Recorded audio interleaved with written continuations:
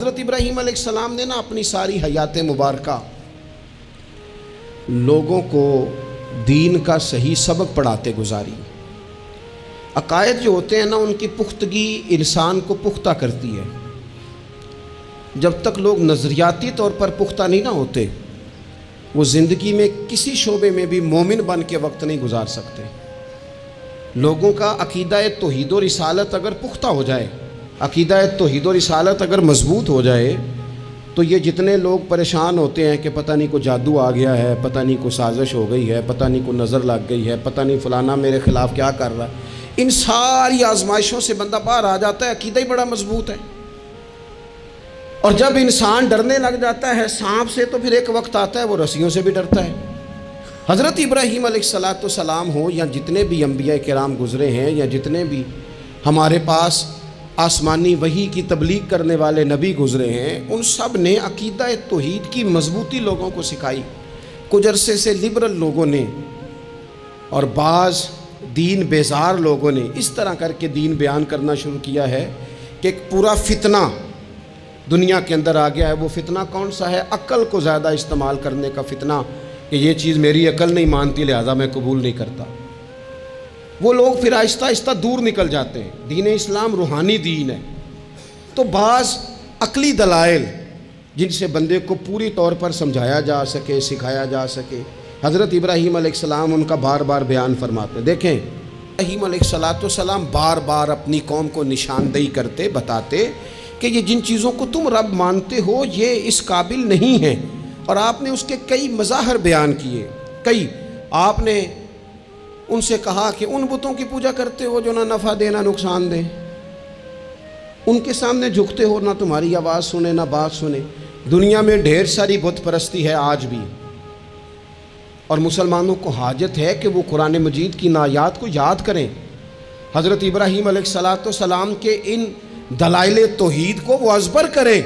اقبال کہنے لگے کہ اگرچہ بت ہیں جماعت کی آستینوں میں، مجھے ہے حکم ازاں لا الہ الا اللہ، اور کہنے لگے یہ دور اپنے ابراہیم کی تلاش میں ہے، صنم کدا ہے جہاں لا الہ الا اللہ، اور بہار ہو کہ خزاں لا الہ الا اللہ۔ ہر مقام پر عقیدہ توحید کو بیان کرنے کی حاجت ہے، اس حوالے سے کہ پوری دنیا میں تیزی کے ساتھ وہ لوگ جو صرف اور صرف اور اپنی عقل کی بنیاد پر چیزوں کو سمجھنا چاہتے ہیں، وہی کی بنیاد پر نہیں، معاذ اللہ۔ وہ دیکھ لیں آپ، جگہ جگہ بت پرستی ہو رہی ہے، اور بڑے بڑے پڑھے لکھے لوگ۔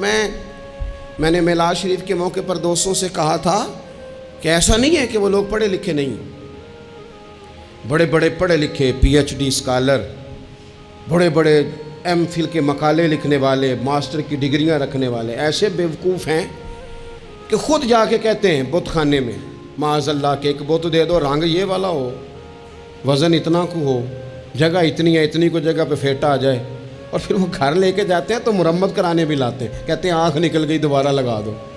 کیسے بے وقوف ہو! اس کو معاذ اللہ خدا بنائے ہوئے ہو، جس کے بارے میں تمہارا یہ گمان ہے کہ یہ ہمارا رب ہے، معاذ اللہ، اور تم اس کو مرمت کرانے لائے ہوئے ہو، اس کا رنگ اتر گیا اور رنگ کرانے لائے ہوئے ہو۔ آپ یقین کریں، کبھی کبھی محو حیرت ہو جاتا ہوں، میں سوچتا ہوں ہم لوگوں کو محنت کر کے دین حاصل کرنا پڑتا تو بڑا مشکل تھا۔ بڑے بڑے پڑھے لکھوں کی عقلوں پہ پردے پڑے ہوئے ہیں، یہ تو خدا نے رحمت کی ہے، پیدا ہی اس ماں کی گود میں ہوئے ہیں جس نے پیدا ہوتے ہی کہا بیٹا پڑھو بالغ الغلا بکمالہ کشفت دجا بجمالہ حسنت جمیع خصالہ صلو علیہ وآلہ۔ ہمارے ہاں تو لوریاں ہی حضور کی نعتوں کی، اللہ تبارک و تعالیٰ کی توحید کی ملی، اس پر سجدہ شکر ادا کرنا چاہیے، ورنہ بڑے بڑے سمجھدار کہلانے والے لوگ اڑے ہوئے۔ تو حضرت ابراہیم خلیل اللہ علیہ السلام کو اللہ تبارک و تعالیٰ نے بڑی عظمتوں، رفعتوں، بلندیوں اور شانوں کے ساتھ مالا مال فرمایا، چونکہ ان کا اتنا زیادہ ذکر ہے قرآن پاک کے اندر، احادیث صحیحہ کے اندر، حضور کے مقدس فرامین کے اندر۔ تو حضرت ابراہیم علیہ السلام کی سیرت مبارکہ ہمیں سیکھنی چاہیے۔ ایک تو قرآن مجید جو ہمیں ان کے تذکرے سناتا ہے، بتاتا ہے، اس پر ہمیں توجہ دینی چاہیے، اور ایک یہ کہ دیکھنا چاہیے کس چیز کے اوپر زیادہ ان کا مزاج تھا۔ تو حضرت ابراہیم علیہ السلام کی زندگی میں ایک بات بڑی خاص ہے، وہ یہ ہے کہ ان کا توکل بڑا مضبوط تھا، بھروسہ بڑا مضبوط تھا۔ ہمارے ہاں ٹوٹتے بکھرتے لوگوں کے خیالات، اور جس چیز سے سب سے زیادہ لوگ پیچھے ہٹتے جا رہے ہیں معاذ اللہ تعالیٰ، وہ یقین کی کمزوری ہے، عدم اعتماد۔ یعنی آپ نے سوٹ پہن لیا ہے، آپ نے اپنی مرضی کا رنگ پسند کیا ہے، آپ نے اپنی مرضی کے درزی سے سلوایا ہے، آپ نے اپنے طریقے سے اسے استعمال کیا ہے، لیکن پھر بھی آپ چاہتے ہیں کہ ہر بندہ کہے بڑا اچھا لگ رہا ہے، جب تک 100 بندہ نہ کہے طبیعت مطمئن ہی نہیں، سارے نہ جب تک کہے مان۔ کسی ایک نے کوئی بات کر دی تو جناب ہو سیانا بیانا نوجوان پڑھا لکھا وہ کہتا ہے پتہ کرو میں ٹھیک نہیں لگ رہا، پھر آپ چھوڑ دیں، اتنے کمزور ہو جائیں گے آپ۔ یہی حال اللہ ماشاءاللہ خواتین کا ہے۔ اس طرح تو انسان دن بدن کمزور ہوتا ہے۔ 95 لوگوں نے آپ کی تعریف کی، 4-5 لوگوں نے تنقید کر دی، تو اتنوں کو تو کرنی بھی چاہیے تھی، اگر نہ کرتے تو نظر لگ جاتی۔ 2-4 تو ویسے بھی ہونے چاہیے، تبھی تو انسان جچتا نظر آتا ہے۔ تو میرے بھائی اتنا زیادہ جو لوگ کمزور پڑ جاتے ہیں، توکل سے نکل آتے ہیں، اور پھر ذرا حالات خراب ہوئے نہیں، ذرا ساری زندگی میٹھا کھانے کو ملا، بڑے خوش تھے، بڑے اچھے تھے، لیکن اس میٹھے میں سے ایک بادام کڑوا نکل آیا، صرف ایک بادام، تو کیا آپ اس سارے میٹھے کو ہی غلط کہہ دیں گے؟ بھئی نکل ہی آتا ہے، کبھی کچھ ایسا ہو بھی جاتا ہے، نہ چاہتے بھی ہو جاتا ہے، موڈ خراب کر لیں گے، آپ حد کر دیں گے۔ میں ایک دفعہ ایک ہوٹل میں تھا، دوستوں کے ساتھ کھانے کے لیے انہوں نے پیغام دیا، تو پلیٹ آ گئی کھانے والی، تو تھوڑی صاف نہیں تھی، تو صاحب نے تو جلال شروع کر دیا، وہ ویسٹ کوٹ سیدھی کرتے جائیں اور کہیں ہو تمہیں پتہ ہی کوئی نہیں، پیسے کس بات کے لیتے، بلاؤ مینیجر کو، بلاؤ فلانے کو، حد نہیں کر دینی۔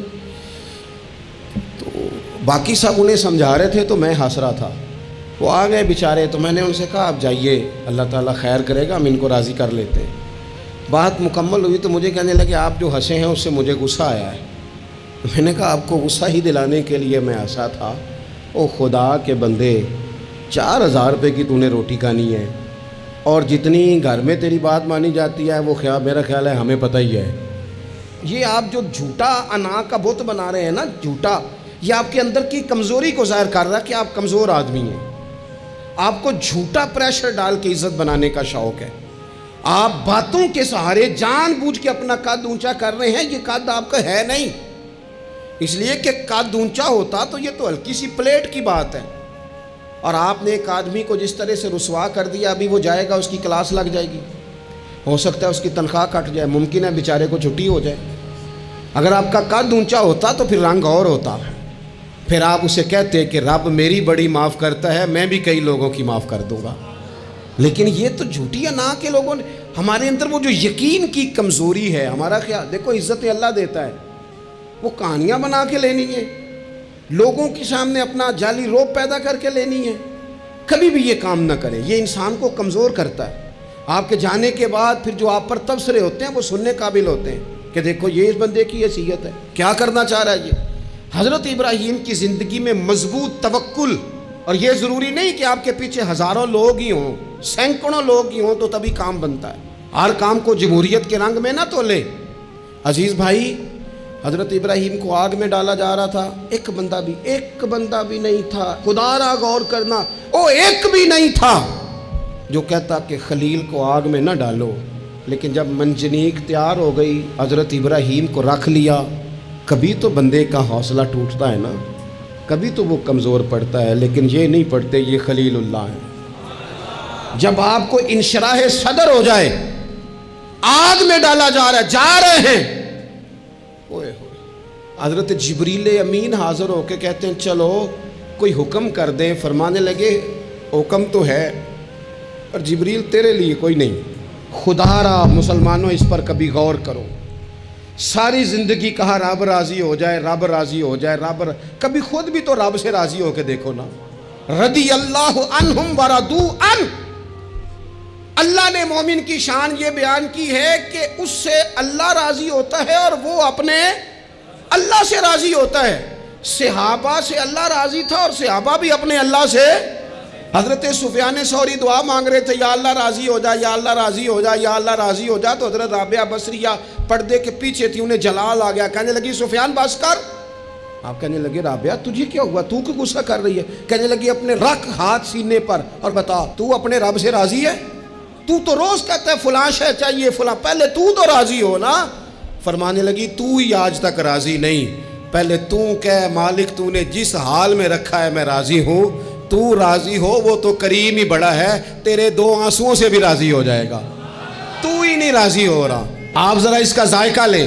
حضرت جبریل امین علیہ السلام نے کہا کوئی حکم؟ فرمایا تیرے لیے کوئی حکم نہیں۔ تو حضرت جبریل عرض کرتے ہیں، حضرت جبریل عرض کرتے ہیں پھر اے خلیل آپ رب سے ہی عرض کر لیں، دعا کر لیں، وہ تو کریم ہے، ابھی بارش برسائے گا، یہ آگ گئی، کوئی انتظام فرما کریں دعا۔ کبھی تو راضی رہیں نا ہم رب کی تقسیم پر، کبھی تو ٹھہرے نا کہ ٹھیک ہے دکھ قبول محمد بخشا، اوے راضی رہن پیارے، وہ کبھی تو کہے نا کہ جے سونا ہی میرے دکھ وچ راضی، پھر میں سکھ نو چلے ڈاواں۔ کبھی تو کہے نا اگر اس نے بیمار کیا تو قبول ہے مجھے بیماری، اگر اس نے غریبی دی ہے تو قبول ہے، اگر نہیں اس نے اولاد دی تو قبول ہے، کبھی تو راضی ہونا۔ حضرت ابراہیم سے جناب جبریل نے کہا اللہ سے دعا کر لیں، تو پلٹ کے دیکھا حضرت خلیل نے، ان کو منجنیق میں رکھا گیا ہے، آگ میں ڈالے جا رہے ہیں، اللہ سے دعا کر لیں، تو پلٹ کے دیکھا سامنے آگ ہے، آسمان سے باتیں کر رہی ہے۔ حضرت ابراہیم پلٹ کے کہنے لگے جبریل تو بتا، رب کو پتہ نہیں اس کا خلیل کس حال میں ہے، اسے پتہ ہے کہ نہیں؟ تو حضرت جبریل ہر پیغمبر کی بارگاہ میں حاضر ہونے والے عرض کرنے لگے ہاں اسے تو پتہ ہے۔ کہنے لگے جا پھر، اگر رب کی رضا یہ ہے نا کہ خلیل آگ میں جائے تو خلیل پورا تیار ہے جانے کے لیے، ہماری تیاری ہے، پوری تیاری، جس حال میں وہ چاہتا ہے ہم اس حال میں رہنے کو تیار ہیں۔ وہ دکھ قبول نے محمد بخشا، بس دعا کرو راضی رہن پیارے۔ اگر وہ اس حال میں راضی رکھنا چاہتا ہے تو شکوہ کس بات، شکایت کس بات؟ ٹھیک ہے، اگر وہ چاہتا ہے کہ ہم آگ میں جائیں تو کر لی ہے نا ہم نے تیاری ہے ہماری، تیار ہیں جانے کو، ختم ہو گئی بات۔ میرے عزیز کبھی رب چاہی زندگی جی کے دیکھو، جو رب چاہی زندگی جیتے ہیں پھر رب کہتا ہے میں انہیں دوست بنایا کرتا ہوں، پھر انہیں میں دوست بناتا ہوں، پھر ان کے تذکرے قائم رہتے ہیں۔ حضرت ابراہیم علیہ السلام نے ہمیں توکل کا، اللہ کی رضا پہ راضی رہنے کا سبق دیا۔ زیادہ باتیں کرنے کا وقت نہیں بچتا، ارادہ ہوتا ہے کوئی زیادہ آپ سے گفتگو کی جا سکے، پر دامن وقت میں گنجائش تھوڑی ہوتی ہے، 2-4 باتیں رہ گئی ہیں، جلدی سے عرض کرتا ہوں۔ نبی پاک صلی اللہ تعالیٰ علیہ وسلم نے فرمایا، اور امام ابو نعیم نے اس کو لکھا ہے کہ اللہ تعالیٰ نے حضرت ابراہیم کو وحی فرمائی تھی کہ اے میرے خلیل، آپ نے حسن اخلاق کا مظاہرہ کرنا ہے چاہے آپ کے سامنے کوئی بھی ہو، اور فرمایا رب کریم نے کہ اگر لوگ حسن اخلاق کا مظاہرہ کریں گے تو اے خلیل میں انہیں ابرار کے زمرے میں، نیکوں کے زمرے میں داخل کر لوں گا، اور فرمایا بے شک حسن اخلاق والوں کے بارے میں میں نے یہ حکم جاری کر دیا ہے کہ جو لوگ دنیا میں اچھے اخلاق کا مظاہرہ کریں گے اے میرے خلیل قیامت کے دن میں انہیں اپنے عرش کا سایہ عطا کروں گا۔ حضور فرماتے ہیں رب نے حکم دیا حضرت ابراہیم کا کہ سامنے کوئی بھی ہو آپ کا اخلاقی رویہ کبھی بھی کمزور نہیں ہونا چاہیے۔ ہم نہ بندہ دیکھ کے اخلاق کا مظاہرہ کرتے ہیں۔ میں کسی آفیسر کے پاس چلا جاتا ہوں، ایک دیندار آدمی سمجھ کے اس نے میری عزت کی، اچھی بات ہے، کسی کو ضعیف سمجھ کے اس نے عزت کر لی، اچھی بات ہے، اس کے گھر کا کوئی بڑا آ گیا اس نے عزت کی، اچھی بات ہے، لیکن 2-4 جاننے والوں کے ساتھ اس نے اخلاق کا مظاہرہ کیا۔ لیکن اگر ایک غریب آدمی آ گیا اس کے سامنے اور اس نے کہا کہ آپ اس وقت ہی آ گئے، چھٹی کا ٹائم ہو گیا ہے، کھڑا کیے رکھا، بات ہی نہیں سنی، تو اب یہ بندہ با اخلاق نہیں، یہ تعلق نبھا رہا ہے، اخلاق کا مظاہرہ نہیں کہا۔ وہ مجھے کیوں با اخلاق لگا، آپ میں سے کچھ لوگوں کو کیوں لگا کہ ہمارا تعلق تھا۔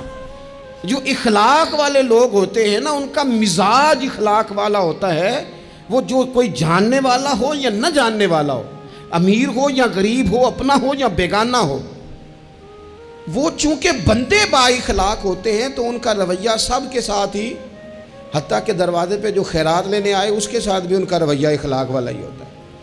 حضور فرماتے رب نے حضرت ابراہیم سے کہا کہ سامنے کوئی بھی ہو اے میرے خلیل آپ نے ہمیشہ مظاہرہ اخلاق کا ہی کرنا ہے۔ حضرت ابراہیم علیہ السلام کی زندگی میں ایک بات اور بہت زیادہ تھی، وہ تھا مقام تسلیم و رضا، ہر وقت بات ماننا، اپنے رب کی رضا کی ہر بات۔ ایک لفظ آپ بڑے ذوق سے پڑھا کرتے تھے، حسبنا اللہ و نعم الوکیل، کہتے تھے میرا رب ہی میرے لیے کافی ہے اور وہ بڑا ہی کارساز ہے۔ میں نے اپنے مالک کی ہر بات کو ماننا۔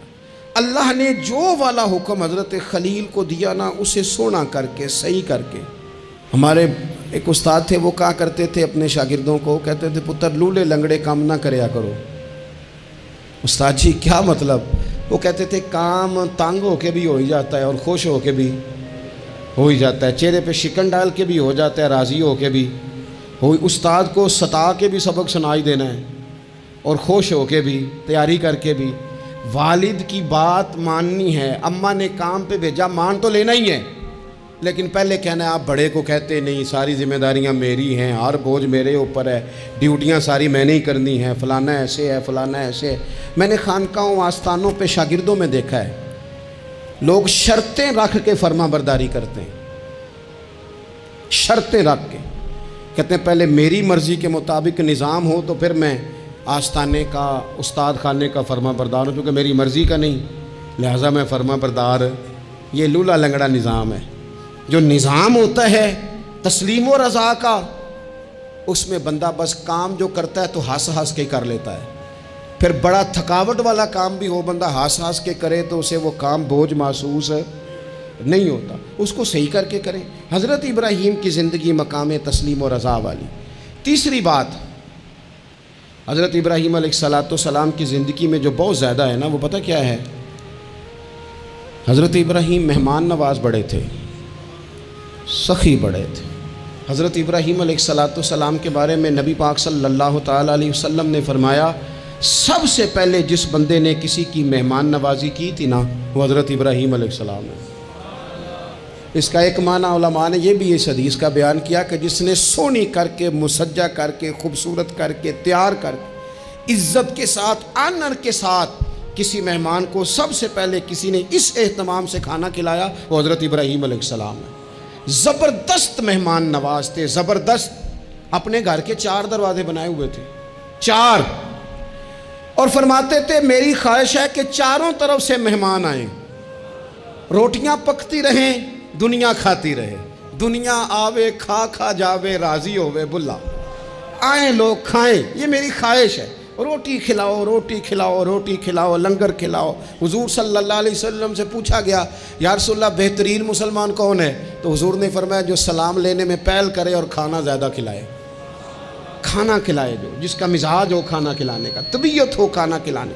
حضرت ابراہیم علیہ السلام اتنی مہمان نوازی کرتے کہ نبی پاک صلی اللہ علیہ وسلم نے فرمایا، یہ ترغیب و ترہیب میں موجود ہے، حضور علیہ السلام نے فرمایا کہ اللہ تعالیٰ نے حضرت ابراہیم علیہ السلام سے ایک دفعہ فرمایا، ابراہیم یہ جو آپ کو اپنا خلیل بنایا ہے نا، یہ اس لیے بنایا ہے کہ آپ کے دل مخلوق کے حق میں بڑے نرم ہیں، آپ مہمان نوازی بڑی کرتے ہیں، اور کبھی کبھی مشکل حالات ہوتے ہیں نا، ٹف حالات، ان میں بھی مہمان نوازی کرتے، ان میں بھی پانی پلاتے، کھانا کھلاتے، لوگوں کو اس دور کی ضروریات کے مطابق لوگوں کو دیکھتے۔ ہمارے نا پورا باب ہے حدیث پاک میں، بخاری مسلم میں، کہ بندہ ہمیشہ دل کا غنی ہوتا ہے۔ دلوں میں کبھی گنجائش بن جائے نا، دلوں میں، تو جیبوں میں بھی اللہ بنا ہی دیتا ہے۔ اپنے دلوں میں گنجائش بنائیں لوگوں کے لیے، اپنی طبیعتوں میں گنجائش۔ ہماری طبیعتوں میں گنجائش نہیں ہوتی، اللہ تعالیٰ بعض بندوں کو نواز دیتا ہے، انہیں چاہیے کہ وہ گنجائش رکھیں، کشادہ کریں اپنے دل کو، سینے کو۔ حضرت ابراہیم علیہ السلام نے نا ایک دفعہ قحط ہو گیا تھا، تو مہمان تو اب آئے بیٹھے تھے، بلکہ ان دنوں میں مہمان زیادہ بڑھ جاتے ہیں، کئی دفعہ زیادہ لوگ آ جاتے ہیں۔ اب وہ قحط کا زمانہ تھا، بہت ساری جگہوں پہ فصل ہی نہیں تھی، اناج ہی نہیں تھا، تو مہمان زیادہ ہو گئے۔ اب حضرت سارہ جناب ہاجرہ گھر میں موجود ہیں اور لوگوں کی لائنیں لگی ہوئی ہیں۔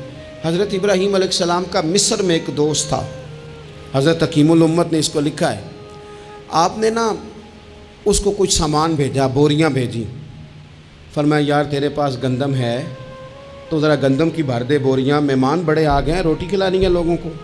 حضرت ابراہیم نے وہ چند بوریاں اپنے اس مصری دوست کی طرف بھیجیں کہ گندم کی بھر دو، مہمان زیادہ آ گئے ہیں، تو یہاں تو قحط ہے، اب وہاں جب گئے لینے کے لیے خدام اونٹ لے کے بوریاں لے کے، تو اس نے کہا جی غلہ تو یہاں بھی ختم ہو گیا ہے، اب یہ خالی بوریاں لے کے واپس آ رہے ہیں۔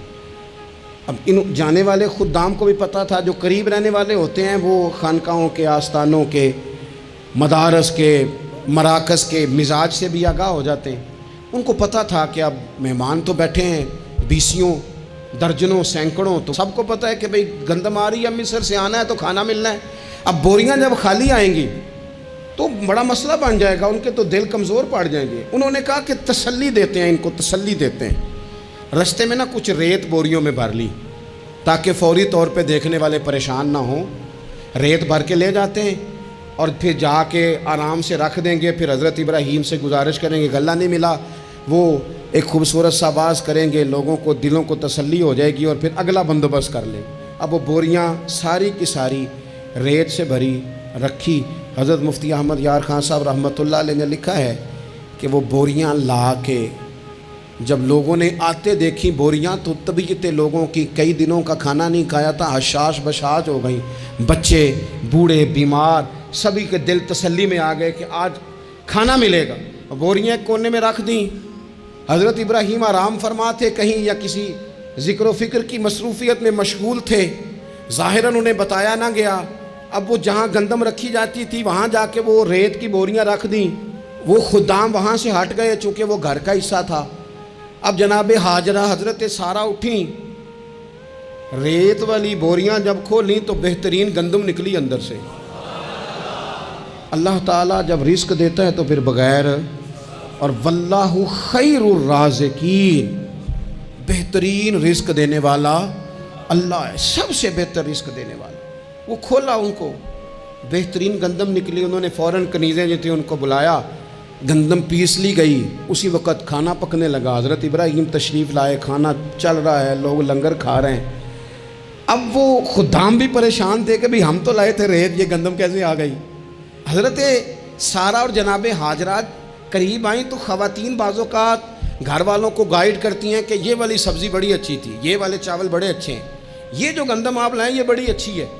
تو وہ تھوڑی سی گندم ہاتھ میں پکڑی جناب ہاجرہ نے، جناب سارہ نے، حضرت ابراہیم کے سامنے کر کے کہا یہ جو آپ کا مصری یار ہے نا، یہ جو مصری یار نے گندم بھیجی ہے نا، مصری یار نے، کیا بات ہے، خوشبو بھی اعلیٰ ہے، پکانے میں بھی اچھی ہے، 2 لقمے روٹی کے چکے ہیں، ذائقہ بھی کمال ہے، یہ جو آپ کا مصری یار ہے۔ حضرت ابراہیم کہنے لگے چپ کر جا، یہ مصری یار نے نہیں بھیجی، یہ میرے عرشی یار نے بھیجی ہے۔ وَاتَّخَذَ اللَّهُ إِبْرَاهِيمَ خَلِيلًا، وہ جس نے کہا ہے نا ہم نے ابراہیم کو گہرا دوست بنا لیا ہے، یہ اس نے بھیجی ہیں۔ اس کو پتا تھا کہ جناب خلیل نے کوئی ذات کے لیے نہیں منگائی، اسی کی مخلوق کے لیے منگائی ہے، تو یہ عرشی یار نے بھیجی ہیں، عرشی یار نے۔ اور فرمایا جب عرشی یار بھیجے تو پھر کسی قسم کی کوئی کمزوری باقی رہتی نہیں ہے۔ اپنی زندگی حضرت ابراہیم نے ساری مقام تسلیم و رضا میں گزاری۔ میری آپ حضرات سے گزارش ہے، میں کئی جمعوں سے کہہ رہا ہوں، اس لیے کہہ رہا ہوں کہ میرے پاس لوگ آتے ہیں دعاؤں کے لیے، کہہ دیتے ہیں اچھا آدمی جان کے، لوگ بڑے پریشان ہیں، غریبی، کمزوری، مہنگائی، اس کے علاوہ بھی کچھ آزمائش رہتی ہے لوگوں پر۔ ہر آدمی ہی محنت کرتا ہے لیکن ضروری نہیں سب کی محنت برابر بھی ہو۔ اللہ تعالیٰ نے بعض لوگوں کو بعض کا ذریعہ بنایا ہوتا ہے، دلوں کو کبھی تنگ نہ کریں، طبیعتوں میں کبھی تنگی پیدا نہ کریں۔ اور سب سے ضروری بات جو اس ساری گفتگو کے بعد آپ سے عرض کرنی ہے، دنیا داروں سے امیدیں نہ لگائیں، غریبوں سے، کمزوروں سے عرض کروں گا کہ امیدیں، ذریعہ دنیا دار بنیں گے لیکن وہ بھی جب رب چاہے گا۔ اپنی امیدیں اپنے رب کریم سے وابستہ کریں، اس لیے کہ رب جب بندوبست کرتا ہے تو پھر بغیر حساب کتاب بھی کرتا ہے، وہ سب سے بہترین اہتمام کرتا ہے۔ اپنی ساری آرزوؤں کا، ساری امیدوں کا، ساری خواہشات کا مسکن اپنے مالک کی ذات گرامی کو بنائیں۔ اللہ تبارک و تعالیٰ جب اپنے بندوں کو نوازے گا تو بڑے کرم سے، بڑے فضل سے، بڑی عطا سے نوازے گا۔ اللہ کریم ہمارے لیے عمل کا رستہ آسان کرے۔ آخر دعوایا ان الحمد للہ رب العالمین۔